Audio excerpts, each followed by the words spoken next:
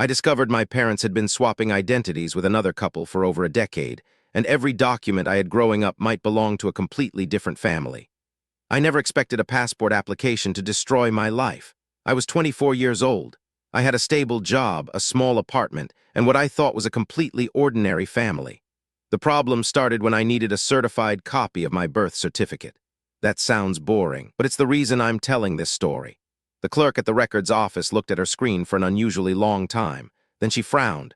Then she asked me to verify my date of birth. I did. She asked me again. I repeated it. She turned her monitor slightly away from me and called another employee over. At the time, I assumed it was some government paperwork issue. Looking back, that detail changes everything. After a few minutes, she returned. She smiled awkwardly and said there appeared to be an inconsistency in the archive. An inconsistency. That was the word she used. I asked what kind. She said my birth certificate existed, but portions of the registration history didn't match the original filing records. I didn't even know what that meant. Neither did she. Apparently, older records had been digitized years ago, and something about my file showed signs of amendment, multiple amendments, far more than normal. I laughed and said my parents probably filled something out incorrectly. The clerk didn't laugh. She simply handed me a form and suggested I request a full historical record. That request changed everything. 3 weeks later, a packet arrived at my apartment. I opened it while eating takeout. By midnight, I had completely lost my appetite. The first few pages looked normal. Then I found a notation showing an earlier registration number associated with my birth, different from the number on every document I'd ever used. Different hospital code, different attending physician, different filing district. At first, I assumed it was a clerical error. Then I noticed something worse.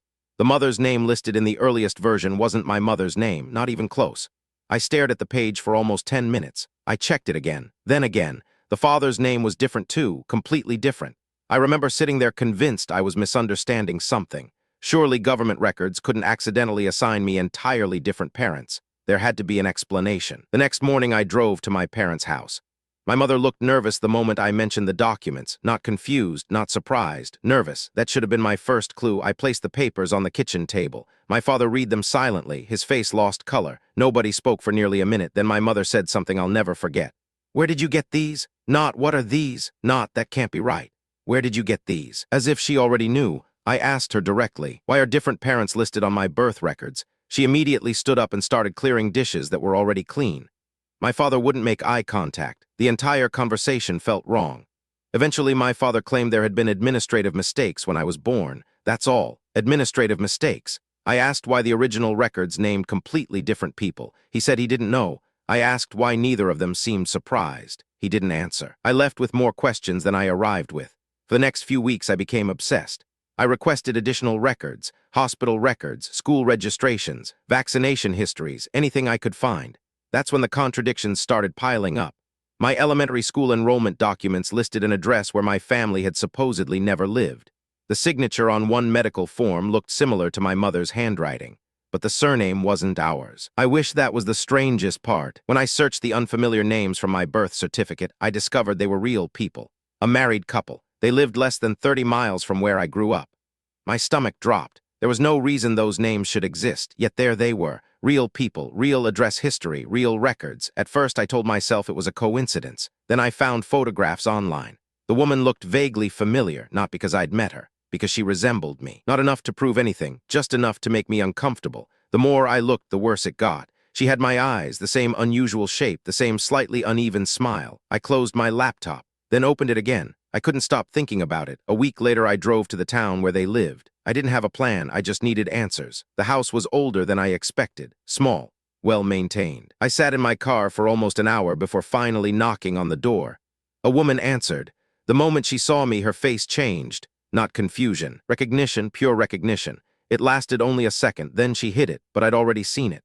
"What do you want?" she asked. My voice was shaking. I asked if she knew why her name appeared on my birth records. She nearly dropped the glass she was holding. For several seconds, neither of us spoke. Then she quietly said something that made no sense.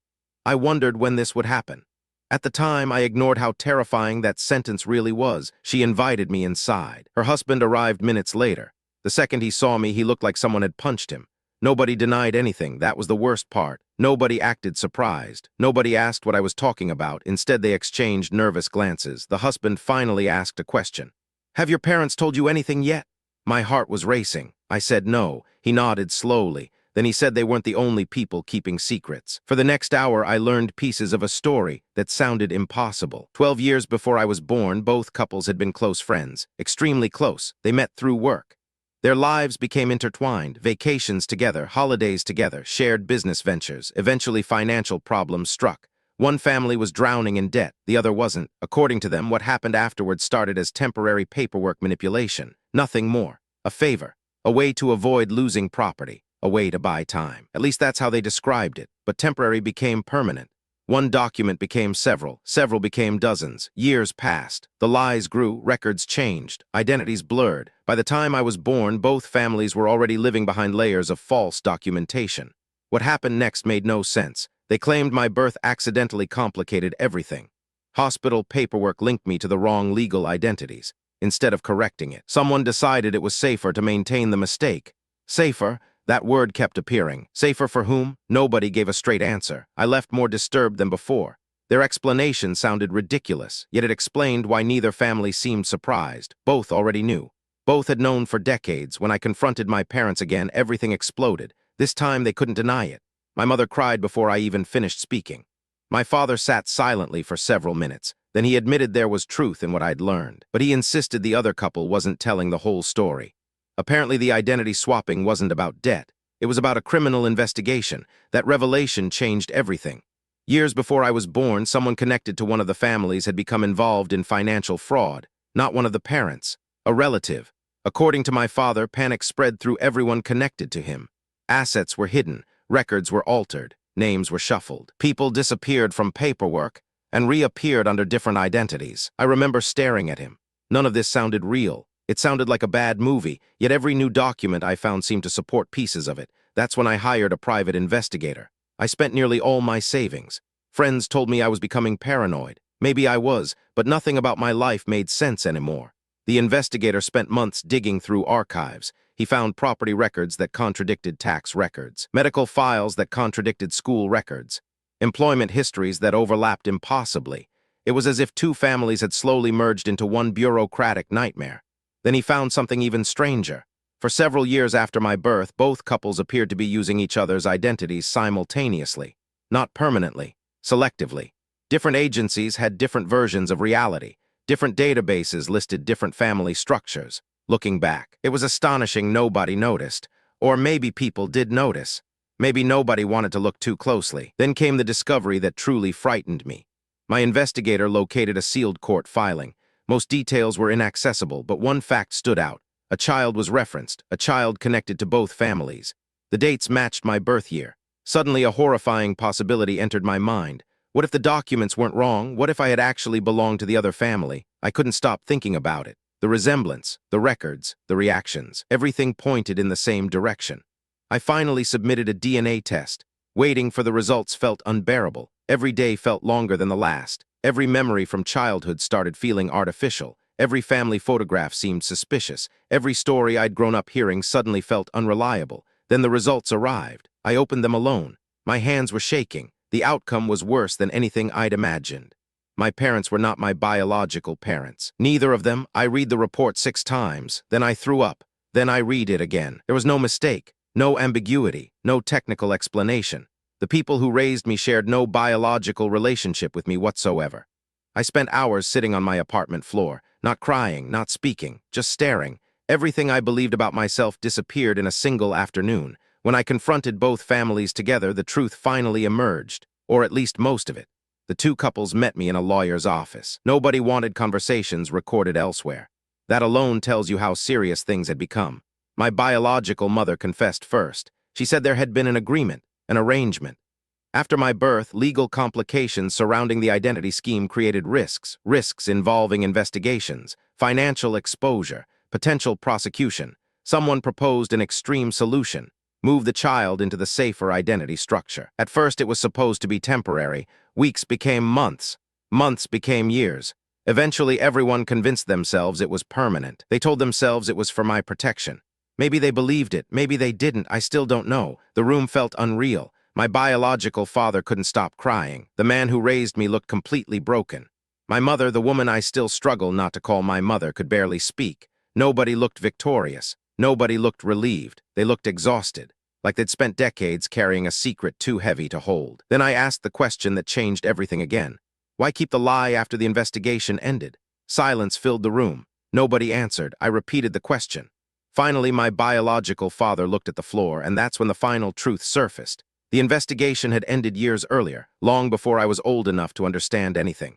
The danger was gone. The legal risk was gone. The reason for the arrangement was gone, yet they maintained it anyway. Not because they had to, because they wanted to. Somewhere along the way, the families stopped viewing the arrangement as temporary.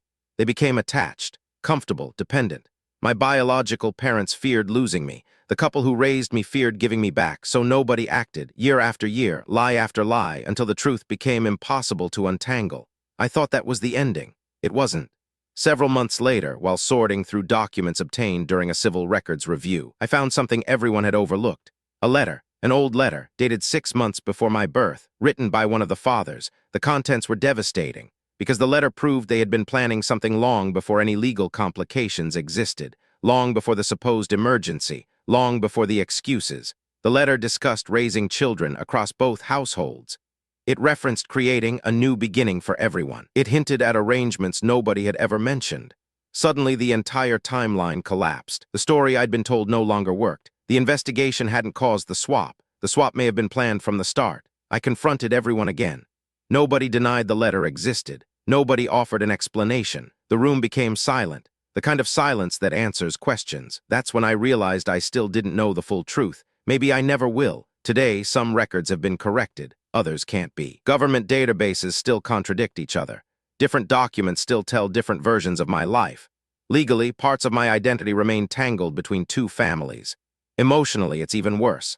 I don't know how to explain who my parents are, the people who raised me, the people who created me. Both answers feel incomplete, but the detail that haunts me most isn't the DNA results. It isn't the forged records. It isn't even the decade of lies. It's something much smaller. During one of our final conversations, my biological mother admitted she used to attend my school events from a distance. She would stand far away where I wouldn't recognize her. She watched birthdays, performances, graduations, moments she wasn't supposed to witness. Then she said something I still think about almost every day. She told me there were times she forgot which family I officially belonged to. At first, I assumed she was speaking emotionally. Then I remembered the letter, the documents, the contradictions, the years of deliberate confusion, and for the first time, I wondered whether even the adults involved eventually lost track of the original plan. Maybe the identities became so entangled that nobody truly knew where one family ended and the other began. Maybe the truth was buried beneath so many lies that it disappeared entirely. Or maybe there's one final secret nobody has admitted yet. Because even now, after everything I've uncovered, one question remains unanswered. If the swap was really about me, why do records show another child's name appearing in both families' files during the exact same period? I discovered that detail only 3 weeks ago, and nobody will explain it. Not my parents, not my biological parents, not the lawyers, not anyone. Which means there's a very real possibility that I'm not the only person whose life was rewritten. And if that's true, then this story isn't over, not even close.